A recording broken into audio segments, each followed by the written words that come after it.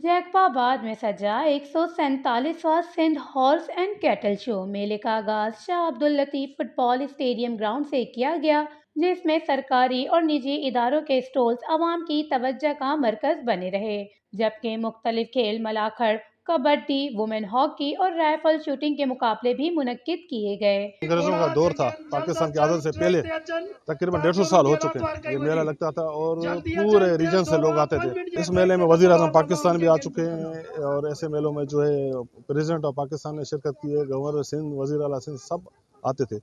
तो हम लोग चाहते हैं कि इस मेले को उस नेश तक ले जाएं। सालाना जो एक्टिविटीज़ हैं हमारे सिंध और बलूचिस्तान के संगम पर सिंध का ये जैकाबाद शहर है, तो यहाँ पर बलूचिस्तान के भी टोटल्स जो हैं लोग हार्स एंड कैटल के जो भी फार्मर हैं और जितने भी हैं वो लोग यहाँ पहुँचते थे और इवन पंजाब से भी आते थे। तो हम लोग चाहते हैं कि इस वक्त भी बलूचिस्तान से काफ़ी दोस्त हैं, लेकिन नेक्स्ट ये प्रोग्राम जो है और बड़ा करें।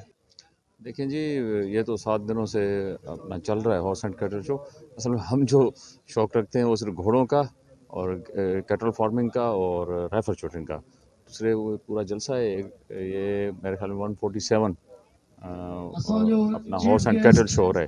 अच्छा इक़दाम है सिंध गवर्नमेंट का। मेले की इख्तितामी तकरीब में दरगाह महर शाह के करीब घोड़ों की रेस करवाई गई, जिसके मेहमान ख़ुसूसी सूबाई वज़ीर सकाफत सैयद जुल्फ़िकार शाह थे। सैयद जुल्फ़िकार शाह ने घोड़े पर सवार होकर इफ्तिताह किया और कहा कि सयाहत को फ़रोग़ देने समेत आवाम की तकरीब के लिए बेहतर इक़दाम किए जा रहे हैं।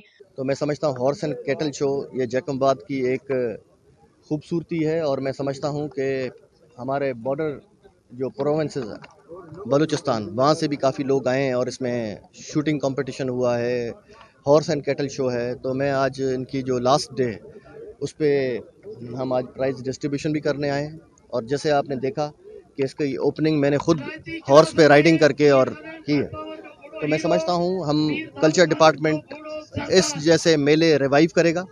आवाम कहती है कि हुकूमत सिंध को चाहिए कि सकाफती और कदीमी ऐसे इवेंट्स की सरगर्मियों को सालाना तौर पर मुनक्किद किया जाए ताकि शहरी महजूज हो सकें। Watch news, Jacobabad, Sindh.